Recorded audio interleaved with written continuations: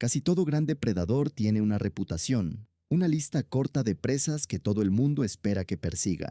Los grandes felinos derriban manadas de herbívoros, los grandes tiburones van tras las focas, y cazadores en manada como los lobos abaten ciervos. Sin embargo, de vez en cuando, un depredador abandona por completo su guión habitual y va tras algo que nadie jamás pondría en su menú. Este video recorre 7 depredadores máximos que han sido documentados cazando animales que, a primera vista, no tienen ningún sentido. Y comenzamos en los ríos del sur de África, con un pez que aprendió a atrapar aves directamente del cielo. El pez tigre africano es un cazador de agua dulce grande y agresivo, presente en ríos y lagos de toda la región subsahariana. Los pescadores lo han respetado durante generaciones como uno de los peces más combativos y emocionantes de capturar con caña. Con sus dientes superpuestos en forma de cuchilla, su cuerpo musculoso con forma de torpedo y su capacidad de acelerar casi instantáneamente, se comporta como una versión de agua dulce de la barracuda, más que capaz de perseguir a otros peces con una precisión brutal. En 2014, sin embargo, un grupo de científicos que estudiaba una represa en Sudáfrica publicó resultados que confirmaron algo que la comunidad científica había descartado durante años. Los pescadores locales llevaban tiempo asegurando que estos peces atrapaban golondrinas comunes en pleno vuelo, y a pesar de esos testimonios, nadie en el mundo académico lo había tomado en serio hasta que llegaron las grabaciones. Con cámaras de alta velocidad, equipo de rastreo submarino y semanas de observación paciente, el equipo finalmente demostró que la afirmación era cierta. Los peces tigre observaban a las golondrinas que volaban bajo desde debajo del agua, siguiendo su velocidad, altura y trayectoria a través de la distorsión que se genera en el límite entre el agua y el aire, y luego se lanzaban fuera del río en un salto perfectamente cronometrado que interceptaba al ave en pleno vuelo. Desde el instante en que el pez rompía la superficie hasta el momento en que volvía a sumergirse con su presa, todo el evento duraba menos de un segundo, y el nivel de precisión necesario para lograrlo era extraordinario. Piénsese en todo lo que el pez debía calcular al mismo tiempo: corregir la forma en que la luz se curva al pasar del agua al aire, lo que desplaza la posición aparente de cualquier cosa por encima de la superficie. Calcular la velocidad y la dirección de un ave que podía volar a hasta 40 kilómetros por hora. Tener en cuenta el viento, que podía alterar de forma impredecible la trayectoria del ave. Calcular el ángulo y la fuerza exactos de su propio salto para llegar al punto preciso en el momento preciso.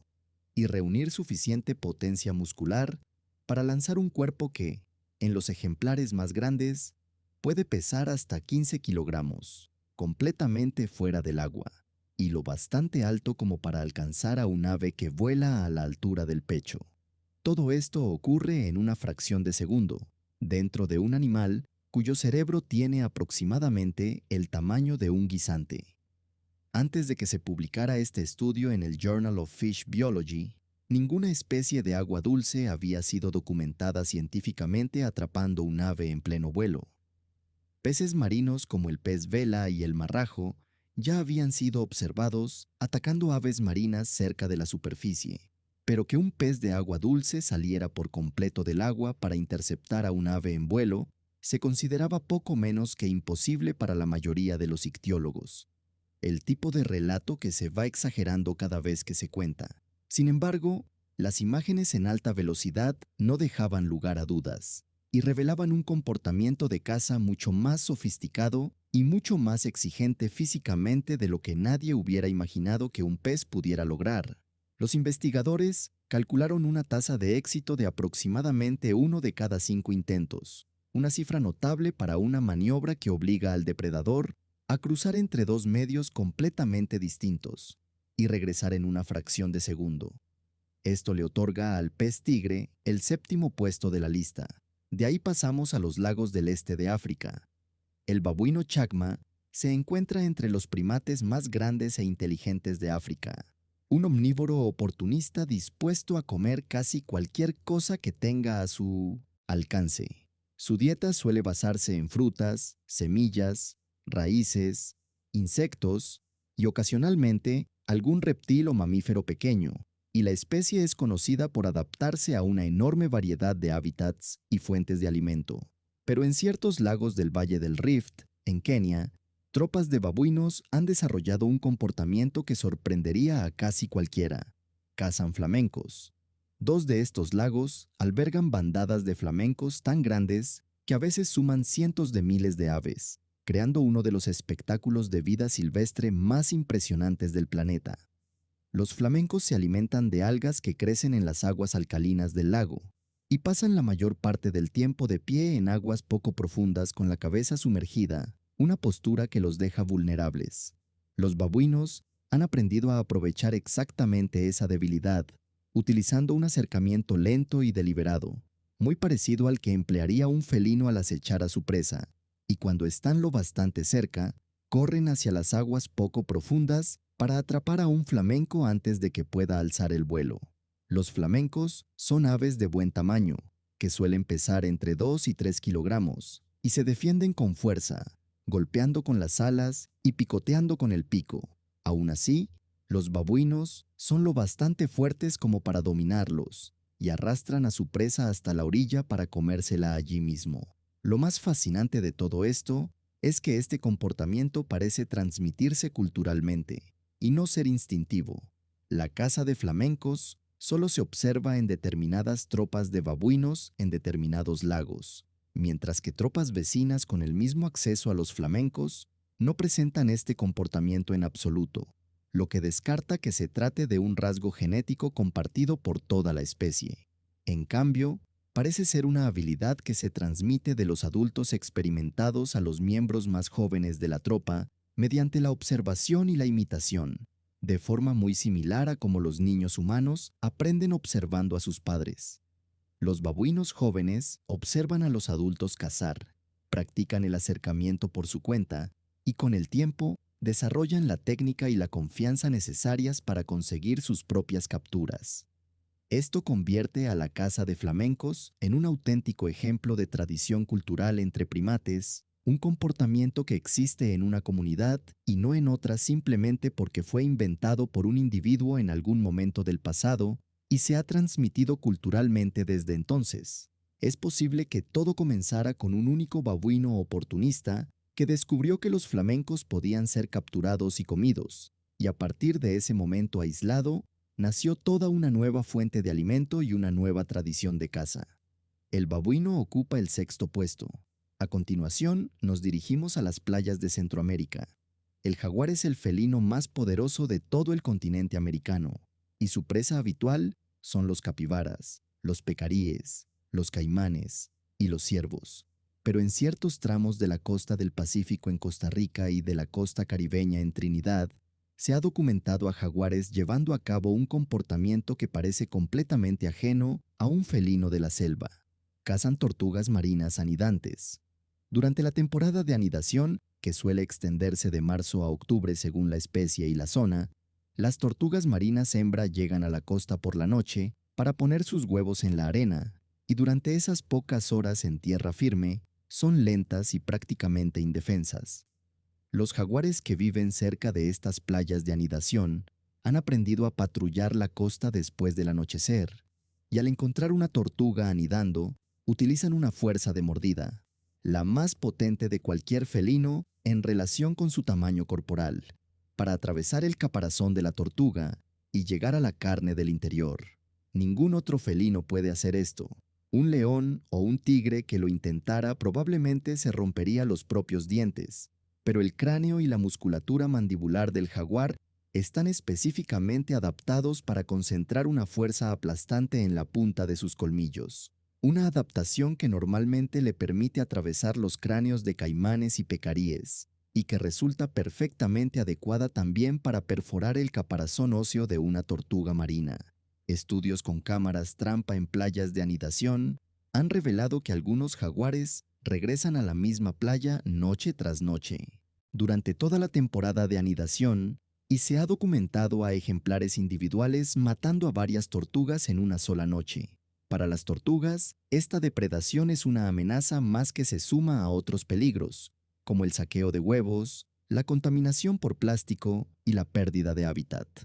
Pero para los jaguares, la llegada estacional de las tortugas marinas representa una fuente de alimento confiable y rica en energía que requiere relativamente poco esfuerzo, y demuestra lo adaptables que pueden llegar a ser estos felinos cuando se les presenta una oportunidad. El jaguar ocupa el quinto puesto. De ahí pasamos a las aguas frías del Pacífico Norte y el Atlántico Norte. La orca es el mayor miembro de la familia de los delfines y posiblemente el depredador máximo más versátil del océano. Distintas poblaciones de orcas alrededor del mundo se especializan en presas diferentes, y sus técnicas de caza son tan variadas y sofisticadas que los biólogos marinos las clasifican en distintos ecotipos según su dieta y comportamiento. Algunas orcas se especializan en cazar salmón, otras cazan focas, leones marinos u otras ballenas, y algunas, en particular las orcas transitorias del noreste del Pacífico y las que patrullan las costas de Noruega y Alaska, han sido documentadas cazando algo que casi nadie asociaría con un depredador marino: alces. Los alces son los miembros más grandes de la familia de los ciervos, y en Alaska y en partes de la costa de Columbia Británica nadan habitualmente entre islas y a través de fiordos, cubriendo a veces varios kilómetros en mar abierto. Son nadadores fuertes, y cruzar cuerpos de agua es simplemente parte normal de su desplazamiento dentro de su territorio. Pero cuando un alce está nadando en el mar, entra en el territorio de la orca, y un alce nadando es mucho más vulnerable que uno de pie en tierra firme. Existen múltiples relatos documentados de orcas atacando y matando alces en las aguas costeras de Alaska y Columbia Británica, y aunque estos encuentros son poco frecuentes, están lo suficientemente bien documentados como para que los biólogos consideren al alce una presa legítima, aunque inusual, para las orcas transitorias. La mecánica del ataque es sencilla, pero no por ello menos extraordinaria. Las orcas localizan al alce que está nadando, ya sea a la vista o mediante ecolocalización. Se aproximan desde abajo o desde un costado donde el alce no puede verlas, y utilizan su enorme tamaño, que puede superar los 9 metros y las 6 toneladas métricas en los machos más grandes, junto con sus habilidades de caza coordinada en grupo para arrastrar al animal bajo el agua.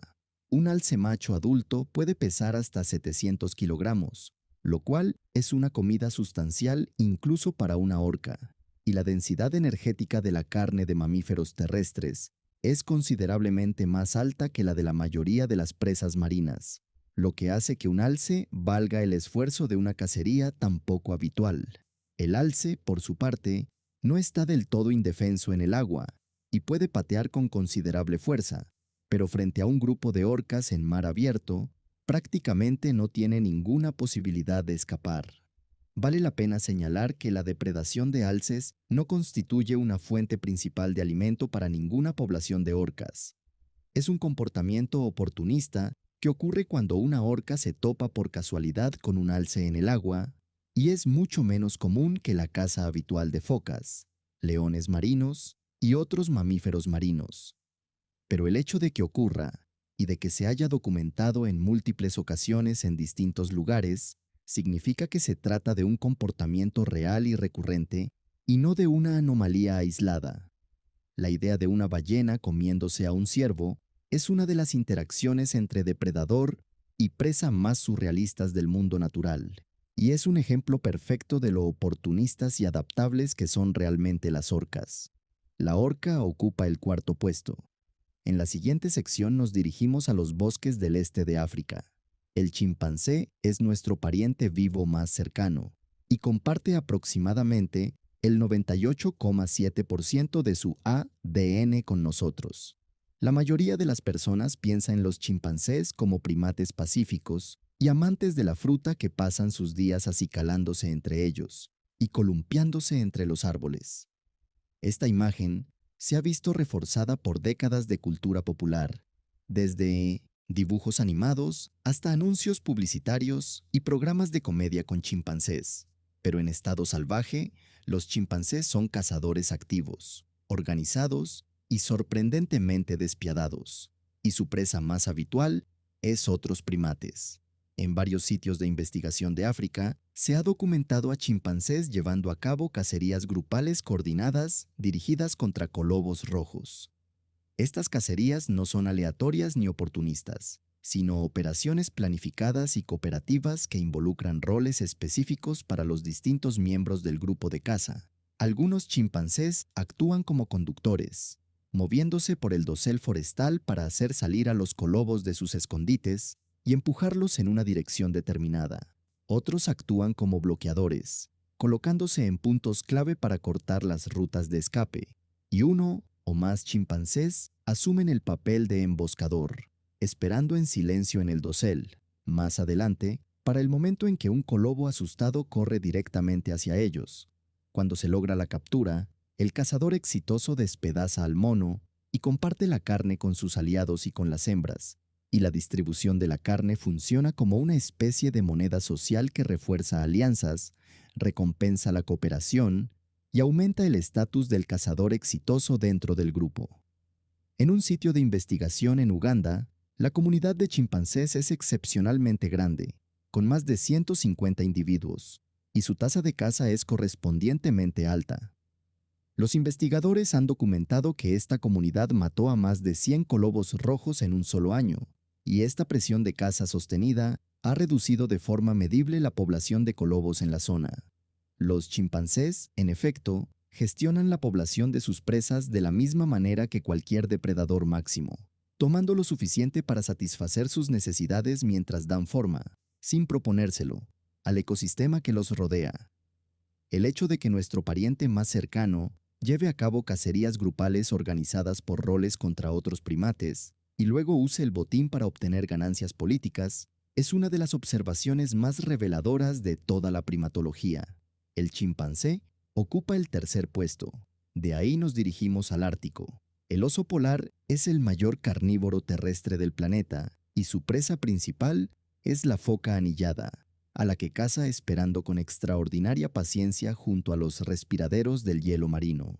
Pero los osos polares son depredadores oportunistas que aprovechan cualquier fuente de alimento que encuentren, y en ciertos lugares del Ártico se ha documentado que cazan una de las presas más inesperadas que se pueda imaginar: belugas. Las belugas son cetáceos de tamaño mediano que pueden pesar hasta 1.600 kilogramos, lo que las hace considerablemente más grandes que el propio oso polar. Habitan las aguas frías del Ártico y el Subártico, y durante los meses de verano suelen congregarse en zonas costeras poco profundas y estuarios de ríos para alimentarse, socializar y dar a luz. En algunos lugares, particularmente en el Ártico canadiense y alrededor de la costa de la bahía de Hudson, estas concentraciones en aguas poco profundas ponen a las belugas en peligrosa proximidad con los osos polares que patrullan la costa. Las interacciones más dramáticas ocurren cuando las ballenas beluga quedan atrapadas en pequeñas aberturas del hielo marino, respiraderos que las ballenas usan para respirar. Cuando el hielo se desplaza y estas aberturas se reducen, las belugas pueden quedar concentradas en un área pequeña con acceso limitado al aire, y los osos polares han aprendido a aprovechar esta vulnerabilidad esperando en los bordes de estas aberturas y atacando a las ballenas cuando salen a la superficie para respirar. El oso se lanza sobre la cabeza de la ballena en el momento en que rompe la superficie, mordiendo el espiráculo o el hocico y usando su enorme fuerza para arrastrar a la ballena parcialmente sobre el hielo, donde puede ser matada y consumida. Este no es un proceso suave ni fácil. Una ballena beluga es un animal poderoso que luchará desesperadamente por escapar, y la lucha entre un oso polar de 500 kilogramos y una ballena de 1.600 kilogramos al borde de un respiradero es uno de los encuentros entre depredador y presa más violentos y crudos del mundo natural. El oso polar no siempre gana, y hay casos en los que osos han sido arrastrados al agua por ballenas demasiado grandes para dominar. Los cazadores inuit han sido testigos de este comportamiento y lo han descrito durante generaciones, y su conocimiento tradicional sobre las estrategias de caza del oso polar ha sido confirmado por la observación científica moderna. La capacidad de un depredador terrestre para cazar y matar a un mamífero marino, varias veces más pesado que él mismo, es extraordinaria, y demuestra la notable adaptabilidad del oso polar y su disposición a atacar presas que la mayoría de los otros depredadores ni siquiera considerarían. El oso polar ocupa el segundo puesto, y para la sección final nos dirigimos al subcontinente indio, en busca de un depredador que caza al animal que la mayoría de la gente asume que es el cazador. El tigre de Bengala es el depredador terrestre más poderoso de Asia, y en la mayoría de los ecosistemas donde se encuentra, se sitúa sin rival en la cima de la cadena alimentaria. Pero en ciertas partes de la India, el tigre comparte su territorio con otro depredador máximo que la mayoría de los animales, incluidos los grandes felinos, prefieren evitar: el cocodrilo de pantano. Los cocodrilos se consideran generalmente uno de los pocos animales capaces de amenazar a un tigre adulto, y la sabiduría convencional sostiene que el agua es el dominio del cocodrilo y la tierra el del tigre. Pero la sabiduría convencional no siempre se aplica a un animal tan poderoso y audaz como el tigre de Bengala. En varios parques nacionales de India se ha documentado a tigres cazando y matando activamente a cocodrilos de pantano, y las imágenes de estos encuentros se encuentran entre las grabaciones de vida silvestre más extraordinarias jamás filmadas. La secuencia más famosa, filmada en el Parque Nacional Ranthambore, muestra a una tigresa llamada Machli emboscando a un cocodrilo de pantano en la orilla de un lago, arrastrándolo a tierra y matándolo tras una lucha prolongada y violenta.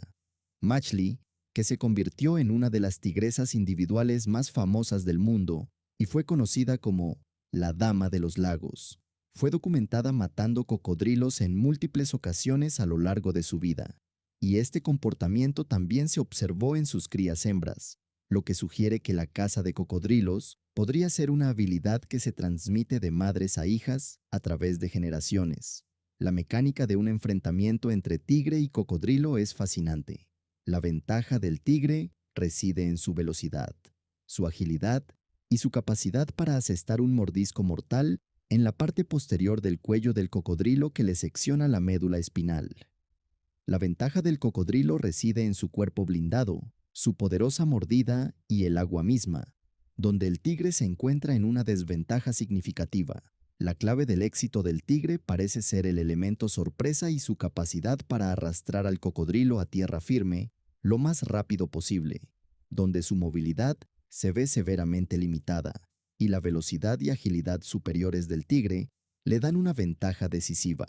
Una vez que el cocodrilo está en tierra y lejos del agua, el resultado casi siempre favorece al tigre, y el cocodrilo proporciona una comida sustancial que puede sostener al tigre durante varios días. La imagen de un gran felino arrastrando a un cocodrilo fuera de un lago y matándolo es una inversión completa de la relación depredador-presa que la mayoría de la gente esperaría entre un felino y un reptil. En el imaginario popular, los cocodrilos son los depredadores máximos del agua, y cualquier mamífero que entre en su dominio se está jugando la vida. Pero el tigre invierte por completo esta jerarquía y demuestra que un felino lo suficientemente grande, poderoso y audaz puede dominar incluso a un depredador acuático fuertemente blindado que ha estado en la cima de su propia cadena alimentaria durante unos 200 millones de años. También vale la pena señalar que este comportamiento conlleva un riesgo genuino para el tigre.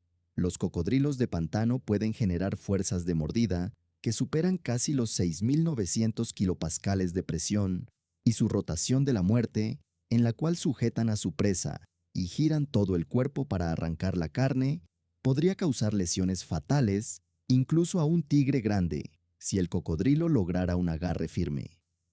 El hecho de que los tigres cacen cocodrilos de todos modos, a pesar del riesgo, habla de la increíble confianza y la inteligencia depredadora que hacen del tigre de Bengala uno de los depredadores más formidables que jamás hayan existido.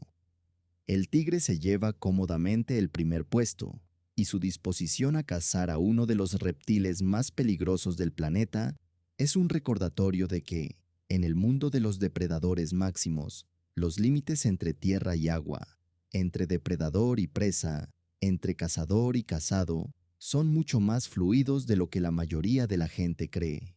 Si quieres conocer más a fondo a los 50 animales más peligrosos del planeta, hay un libro electrónico dedicado exactamente a ese tema, elaborado por el mismo equipo detrás de este video.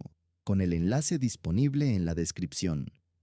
Por supuesto, hay muchas otras interacciones sorprendentes entre depredadores y presas que podrían haber formado parte de esta lista, y seguro que a algunos de ustedes ya se les ocurren otras. Si tienen alguna idea, no duden en compartirla en los comentarios. Por ahora, gracias por ver este video y nos vemos en el próximo.